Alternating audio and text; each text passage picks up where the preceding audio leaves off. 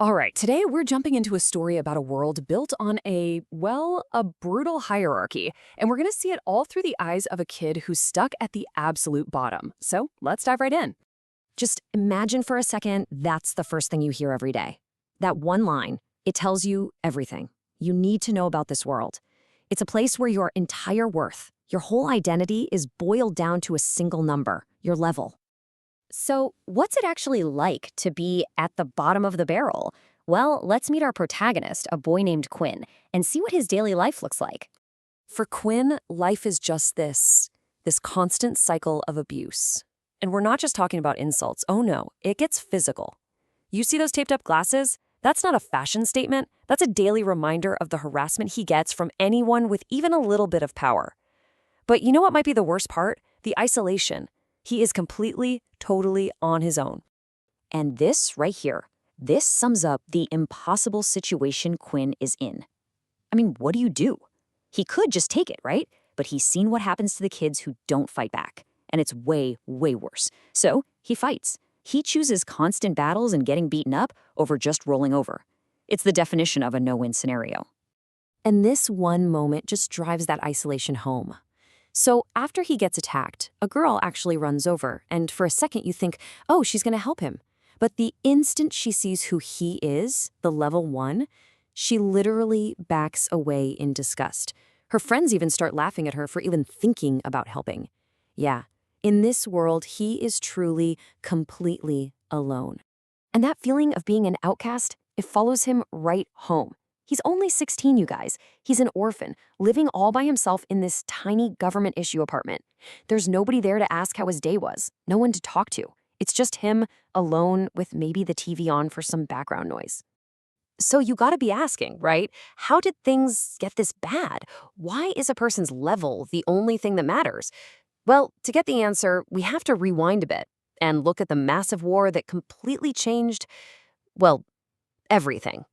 Okay, so picture this. 30 years ago, these creatures called the Dalki just show up. They're this powerful alien race, kind of dragon-like, and they did not come in peace. Their demands were simple. Give us all your resources and become our servants. Yeah, not gonna happen. Humanity, of course, decided to fight back. And at first, the war was an absolute disaster. I mean, our best weapons, useless. Bullets just bounced off their skin. Our tanks got crushed. Humanity was right on the brink of being wiped out. But then, something changed. A handful of humans started developing these incredible, special abilities. These powers were the game changer, the one thing that let us fight back and eventually force this tense, fragile peace treaty we have now. But here's the kicker, right? You'd think, wow, life-saving powers, we should share these and protect everyone. Nope, not a chance. Classic human greed took over. The people in power, the government, the super rich, they snatched up all the best abilities for themselves. And everyone else, the rest of us, we were left with the scraps. Or, in Quinn's case, absolutely nothing. And that is how this whole power structure was born. So that brings us back to Quinn. He's got nothing, except for one thing. He has an inheritance from his parents, who he lost in the war. It's literally the only thing he has left of them, and honestly, it's a complete mystery. Yeah, when he was just a kid, only 10 years old, some government guys showed up and just handed him this book. It's thick, black, super heavy, and you can't open it. On the front, it's got this weird, intricate ring symbol. And that's it. That's his entire family legacy, locked inside a book he can't even read. And believe me, he tried everything to get this thing open, for years. We're talking burning it, trying to cut it. He even dunked it in hydrochloric acid, and nothing, not a scratch. The book is, for all intents and purposes, completely indestructible. 112. Just think about that number. That's how many different things he's tried. 112 times he thought, maybe this is it, hoping for some kind of answer, some connection to his parents, only to fail, again and again. You can just feel the weight of all that disappointment. And that's a question that just eats away at him. It's not just about getting a book open, you know? It's about his parents. Why did they have this thing? What's inside? All of his frustration, all of his loneliness, it's all tied up in this one silent, unopenable book. So after all that trying, all those failures, you'd think the solution would be some brilliant, genius idea, right? Nope. It turns out everything is about to change. And it's all because of a stupid, simple accident. At this point, he's not even trying to open the book. He's given up. All 112 of his official attempts are in the rearview mirror. But the breakthrough, the moment that's going to change his entire life, is about to happen completely by accident. And it all happens when he's at his absolute lowest. He's just so fed up with everything. The book, his broken glasses, his life. He just yells out this question. It's just a cry of pure despair. And it's right there, in that moment of total weakness, that everything shifts. So what was the catalyst? It's so simple, it's almost funny. He's just trying to fix his broken glasses, right? The lens shatters and a piece of glass gives him a deep cut on his thumb. And then a single drop of his blood falls. It lands right in the center of that ring symbol on the book's cover. And in that instant, the book wakes up. The reaction is immediate and totally wild. The ring starts glowing. The book floats up into the air, shining like crazy and shaking like it's going to explode. And then it finally opens. The pages are flipping at 1,000,000 miles an hour, filled with this language he's never seen before, but somehow he can read it. And then, just as fast as it began, the whole thing just turns to dust. All that energy is just way too much for him. His vision starts to go blurry, he feels super weak, and he just collapses. But right before he blacks out, a message starts playing in his head. The very first words from that mysterious book. And that's where we're left, an indestructible book that only opens with blood, downloads all of its secrets directly into its owner's mind, and then, poof, it's gone. Which leaves us with the million-dollar question. For a boy with no power, in a world that can't stand him, what kind of secrets could a book like that possibly hold? All right, welcome back. So, last we saw Quinn, he got knocked out cold by a book. Yeah, a book. Now, in Chapter 2, we're jumping right back in to see what happens when he finally wakes up. Okay, so let's set the scene. The very last thing Quinn remembers is this weird book just hovering in the air. And then, bam, lights out. He's coming to you on his bedroom floor, and right away you can tell something is way different. So the big question hanging over this whole chapter is, what in the world did that book do to him? And, waking up isn't this gentle, peaceful thing. Not at all. It's painful, it's confusing, he's totally disoriented, and it all starts with these tiny little sensations. First, his eyelids just flutter open. You know that feeling? That groggy, slow fight to even realize where you are after being totally out of it? Then, this crushing weight hits him. His head feels so heavy. It's like trying to lift a bowling ball with just your neck. And to top it all off, his whole body is just sore. I mean, that fall was no joke. He's aching all over. So he's pushing himself up, and the first thing that goes through his mind is, why does my head hurt so much? He's completely bewildered, right? He's touching his head, probably thinking, is it cracked open? Thankfully, no. But trust me, the confusion is only just getting started. So, okay, he's not bleeding. Good start. He stumbles up and does what he always does. He looks for his glasses. But this simple, everyday action is about to lead to something that just shouldn't be possible. He spots his glasses on the floor. They're broken. Only one lens is left. And he just puts them on. Total habit, But the second he does, everything goes blurry. It's all weird and disoriented. So he's like, what the? He takes them off, and boom, everything is crystal clear. Perfect focus. Now you've got to understand, this is impossible. Quinn has had awful eyesight his entire life. Glasses weren't a choice. He needed them. And now, not only can he see perfectly without them, but putting them on actually messes up his vision. His whole world just got turned completely upside down. He's just screaming in his head, what? But how? And he has to test it, right? He draws a letter on the wall and backs up as far as he can in his tiny room. And it's true. His vision is absolutely perfect. This isn't like a small improvement. It's a flat-out miracle. Okay, so once the initial shock starts to fade a little, his brain starts working again. The memories start coming back, and he realizes there's only one possible explanation for this crazy miracle. It has to be that book. So, problem solved, right? The book did it, case closed. Well, not quite. Because when he goes to look for it, the mystery just gets deeper. And now he's starting to panic. The book! Where the hell's the book? He's tearing his tiny room apart, under the bed, on the desk, looking everywhere. But nothing. It's just gone, vanished. He's so desperate for an explanation that his brain does this hilarious thing. He actually compares the missing book to his socks. You know, how they go missing all the time? He knows it's a ridiculous thought as soon as he has it, but it just goes to show you how his mind is scrambling, trying to grab onto anything that makes sense. Okay, he tells himself to calm down. Think. He really tries to dig deep, to remember those last few seconds before he passed out. And what he finds in that memory, well, it's the key to the biggest shock of the entire chapter. It comes back to him in little pieces. He can see the book again, just floating there. And then he remembers hearing something, just a few words, right as everything went black. And he kind of mutters this to himself. It sounded like some type of system message. The moment those two words, system message, leave his lips, everything changes. Again.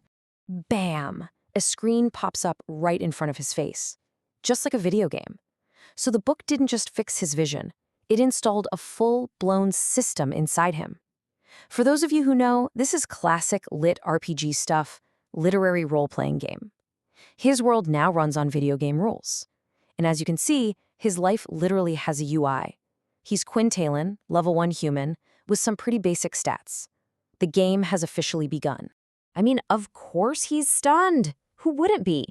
But after the shock wears off, curiosity just takes over. He's got to start poking around this new interface, right? He needs to know what this thing is and what on earth it can do.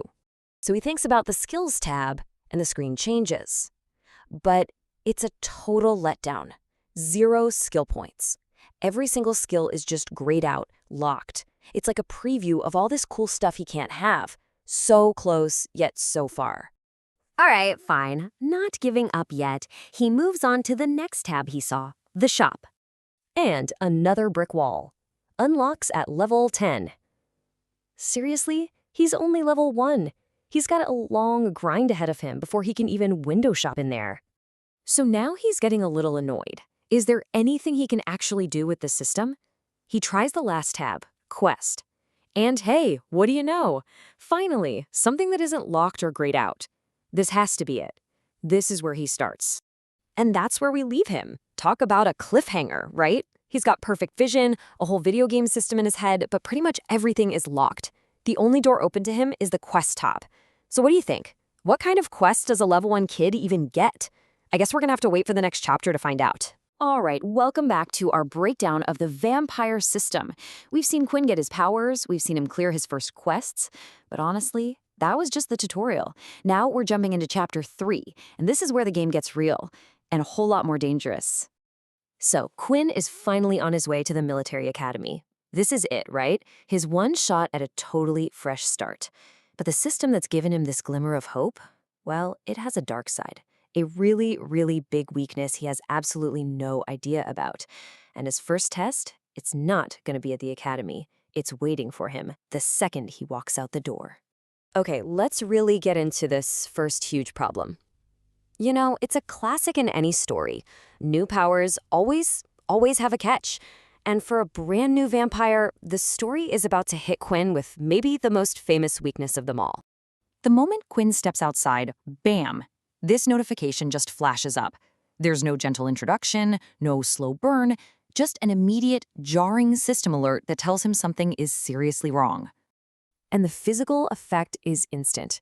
His body just feels like lead. I mean, imagine that feeling of total exhaustion after you've pushed yourself way too hard on a run. That's what hits him just from being in the sun.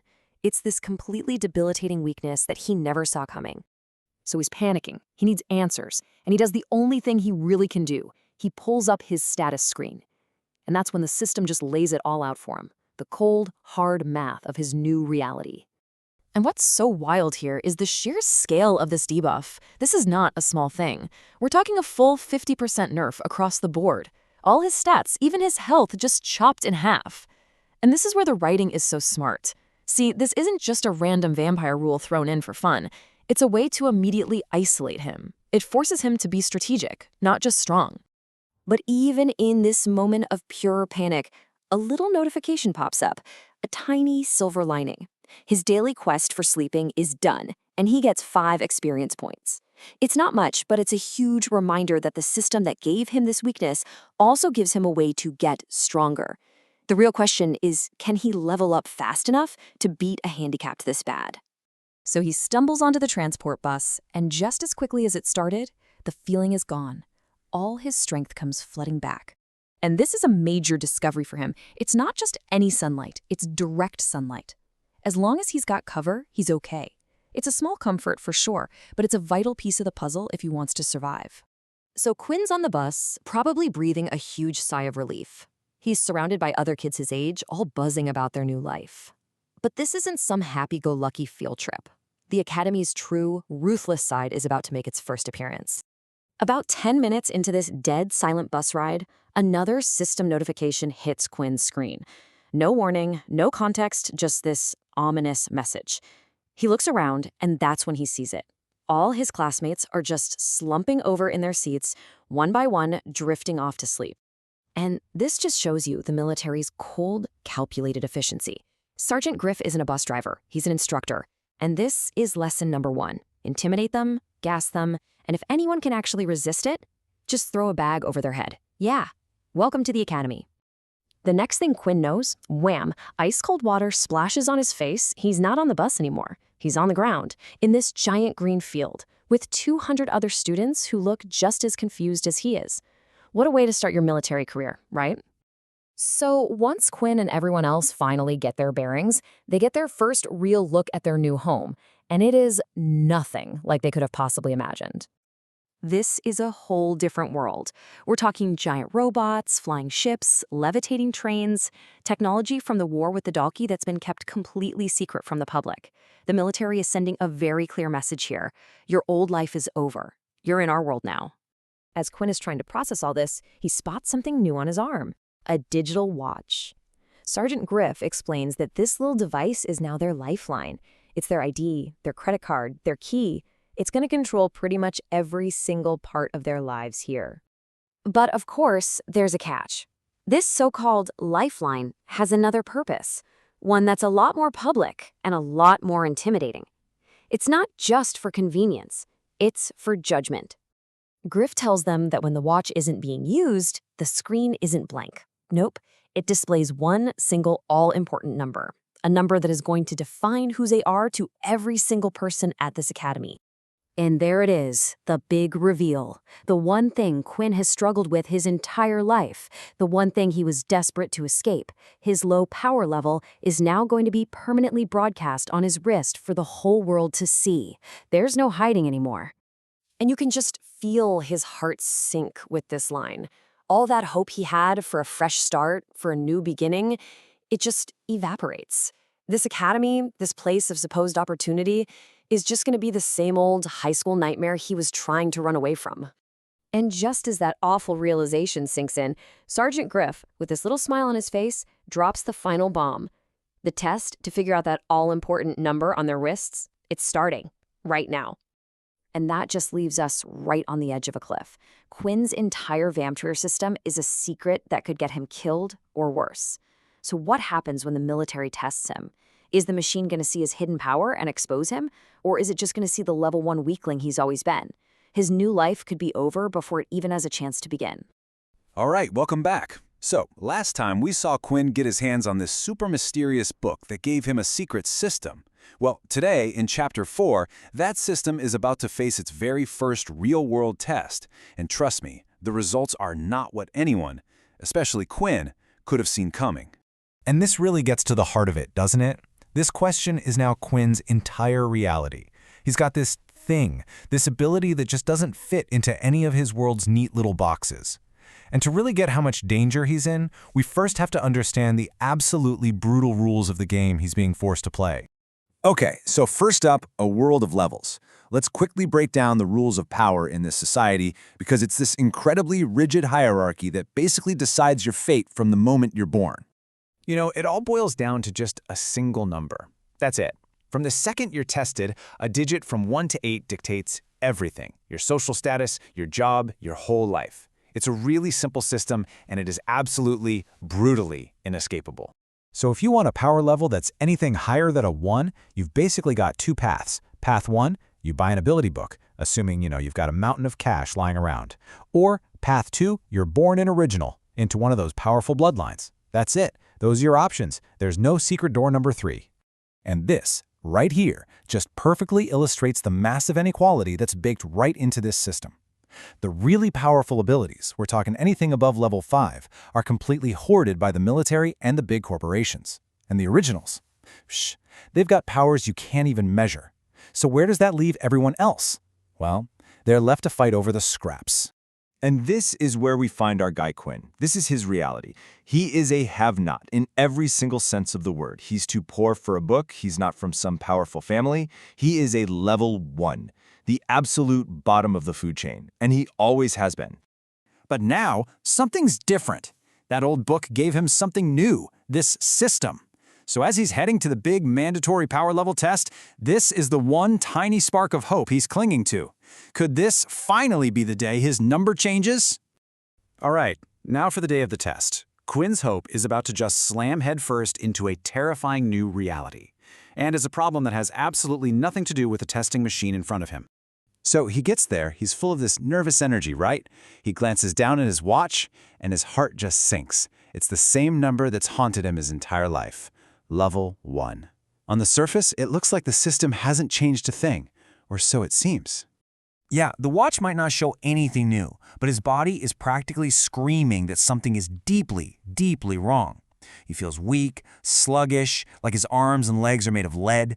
All that promised strength from his new system, it's just nowhere to be found. And then it gets even worse. This crazy, feverish heat just washes over him, and he starts sweating uncontrollably. I mean, this is the most critical moment of his life, just before his big test, and his body is completely betraying him. And right at that moment, when he feels like he's about to collapse, a voice just cuts through the haze. A total stranger standing right next to him has actually noticed how much trouble he's in.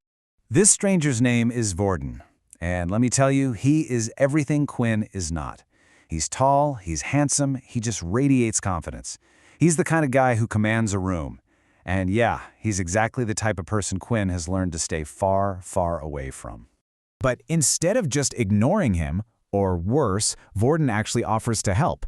He sees this nervous-looking level 1 and just offers his protection. Now, for someone like Quinn, who has only ever known cruelty and people ignoring him, this tiny act of kindness is completely and totally disorienting. So Quinn, totally thrown off by this, he decides to accept the gesture. He reaches out his hand, and in doing so, he triggers the single most critical moment of this entire chapter. I mean, for the first time in his life, someone like Vorden is treating him like an actual person, not just a number on a watch. Forgetting for just a second that this kindness is probably going to evaporate the second his level is revealed, Quinn introduces himself and shakes his outstretched hand. But the literal second their hands touch, this message just flashes in Quinn's mind. It's a notification from his system, and he's just confused. What ability? What was rejected? A second later, it flashes again. The same message, but it feels more insistent this time. Vorden hasn't let go of his hand, and now Quinn's system is practically screaming at him, like a silent alarm just blaring inside his head. And then, it just clicks. This wasn't just some friendly handshake, it was a test. Vorden was secretly probing him with his ability, and Quinn's strange new system, if fought back, on its own, automatically. Quinn just rips his hand away. And in that instant, that friendly connection just shatters, leaving nothing but this stunned, heavy silence hanging in the air between them. Vorden's friendly smile is just gone, and in its place is this look of pure confusion. He just tried to use his power on a kid who, for all intents and purposes, looks like a level 1, and it just failed. So he asks the one question Quinn has absolutely no answer to. And Quinn tells the truth, because as far as he knows, he doesn't have an ability, not in the way the world understands them anyway. But how can a boy with no ability just reject someone else's? The answer makes zero sense, and it just makes the whole mystery even deeper. But before Vorden can press him for an answer, before Quinn can even begin to process what in the world just happened, their names are called out over the loudspeaker. Quinn Talon, Vorden Blade, it's time. And that is where Chapter 4 leaves us. Think about it. Quinn is sick. His watch still says level 1, and he's just discovered his system can secretly reject other people's powers. And now he has to step forward and be officially tested in front of absolutely everyone. So the question is no longer if his life is going to change, but how dramatically it's all about to explode.